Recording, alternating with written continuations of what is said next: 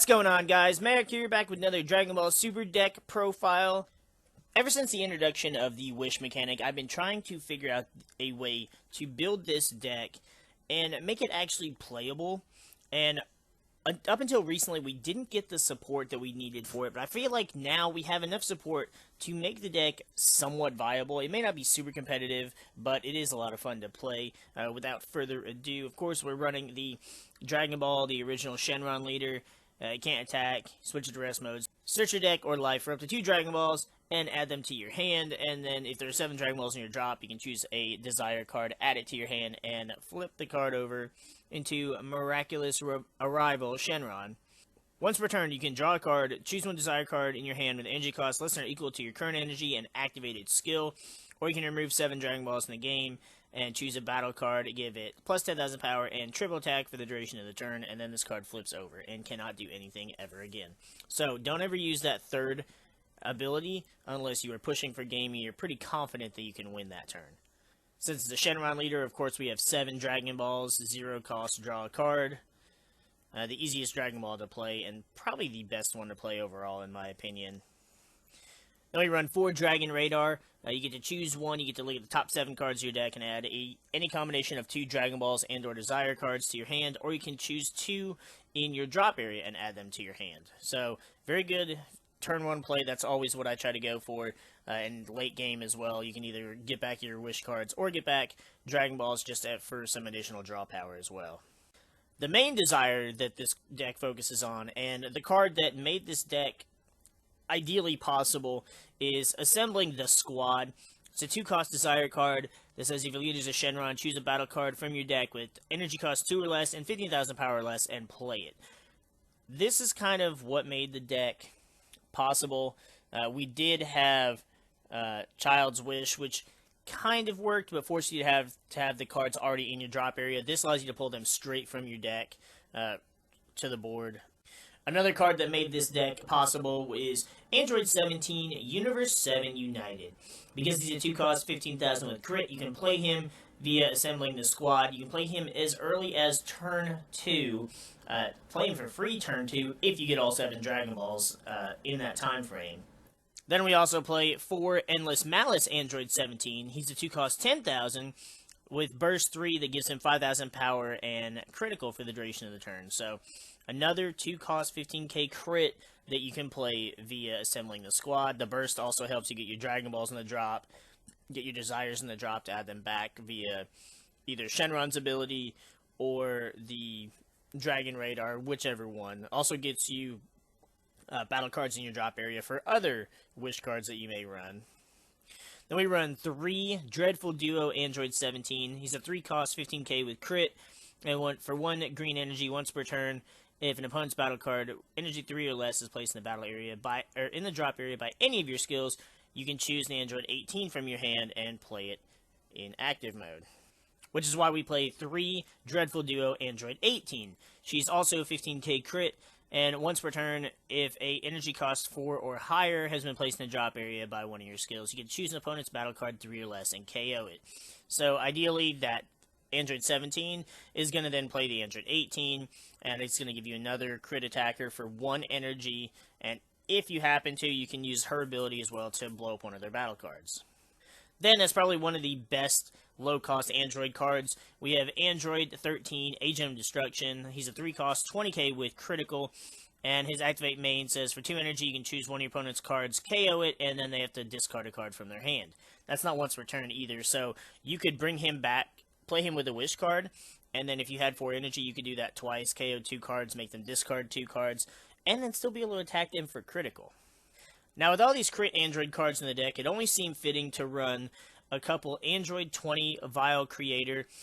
You combo him for 1 energy, and he gives plus 5,000 power, plus an additional 5,000 power, and double strike if you're comboing on a green Android card. And that's for the turn, so that's a bit better than the Champa and the Supreme Kai double strike combo cards, because you can do this, and they'll be able to do that multiple times in a turn, so if you can switch them to active mode, they'll keep the 5,000 boost, and they'll keep the double strike as well. Then we've got our 4 super combos for the deck. Temporal Rescue Trunks, plus 10,000 power, and you get to draw a card if you have 5 or more cards in your drop. That's extremely easy with a Wish deck because, of course, you're going to have your Dragon Balls in your drop regardless. Then we ran 4 Sun Goten Deluge of Power. He's basically a free super combo without the draw.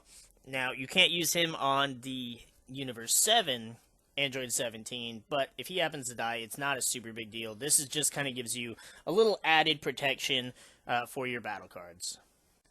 If your super combo and your Sun Goten aren't enough, and your battle cards happen to be KO'd, we also run 3 Plea for Salvation. It's essentially the same thing as World Peace. The difference being this only plays green battle cards from your drop, but it also has the additional ability to KO a 2-drop or less battle card your opponent controls. So it's kind of got a built-in Shocking Death Ball effect, and it doesn't really do anything different than playing World Peace. So overall, this just seemed to be a better choice. Again, you can't target the blue Android 17, but ideally, that's not going to make a difference. And if you can, you're going to go for the Android 13 over any of the others. Then lastly, the card that sparked my interest in building this deck from the very beginning, all the way from the release of Set 5, is Hidden Feelings. It's a 4-cost Desire card that says, choose up to 2 of your Android cards with energy cost 3 or less and switch them to active mode. There are no cards in this deck, no battle cards, that have more than 3 energy. So, and this doesn't specify green. So, all 18 of your Android battle cards are legitimate targets for this. And since it's a Desire card, you can play it for free via Shenron, and you can just keep getting additional critical attacks for literally nothing because you can play that for free. We didn't have the support to really use this card just because it was already kind of difficult to get battle cards out, and the Android cards aren't exactly cheap. I mean, 3 isn't terrible, but when you're used to playing the Android 17 leader that makes everything reduce their cost by 1, and we didn't really have a whole lot of Android cards you'd want to attack with more than once, with the exception of the Dreadful Duo from Set 3, because it had crit. Well, then with the releases at 5, we got the Super 17 support, and we got that Burst 3 Android 17, but there still wasn't an ideal way to bring him out. Then we got the Android 13 from Set 6, the Destruction Rare, and he's a really good Android, but again, it was difficult to get him out with a Wish deck. Once they gave us Assembling the Squad, and they gave us the Universe 7 2-drop Android 17, it made it a lot easier to be able to get those androids out as quick as possible, get them out for very little cost, and then you can play Hidden Feelings to switch them to active mode and get to attack again. And that's where that Dr. Giro comes into play. Because the Dr. Giro gives your android battle cards plus 5,000 and double strike.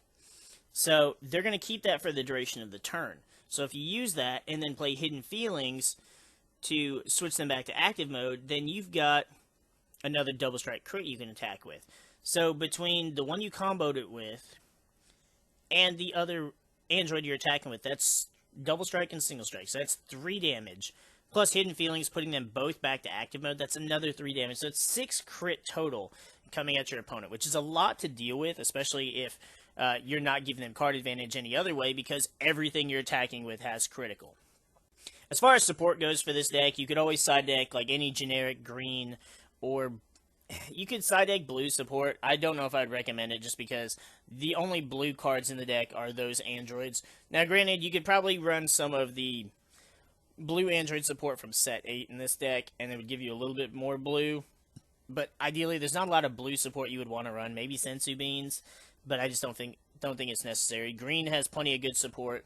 You've got the Father-Son Kamehameha that you can use, as well as being able to play some other cool generic green cards like the Piccolo 4-drop from the draft box. There's a lot of options you can go with because the deck is solely mono green, with the exception of all the black cards. I don't count the 4 blue Android 17s because you're never going to hardcast him because he is 2 blue specified. You're only ever going to play him via Assembling the Squad. But that's going to wrap up this deck profile. I've had this idea for quite a while, and I wanted to find a way to finally play it, and now we've got enough cards to do so. And it's kind of a fun theme to be able to have the Shenron and the Wish mechanics, and also being able to actually play androids and have them have somewhat of a cohesive strategy together. If you guys want to try it out, feel free to let me know in the comments below how well it does for you. Let me know any suggestions you may have or any concerns around any of the card choices. I know there's a lot of extra cards. It's just kind of not really avoidable when you're running a Shenron deck, because you got the Dragon Balls, you got the Radars, you got to have your Wish cards. There is 10 total Wish cards, but I felt that because you want 4 assembly in the squad to get out your 2 drops as quick as possible, Hidden Feelings is in there as a good option to switch your stuff to active for more attacks. Or if you need to get stuff back from the drop, then that's why we have Plea for Salvation in there as well. With that, though, we're going to go ahead and get the frig out of here, and we'll see you guys in the next video.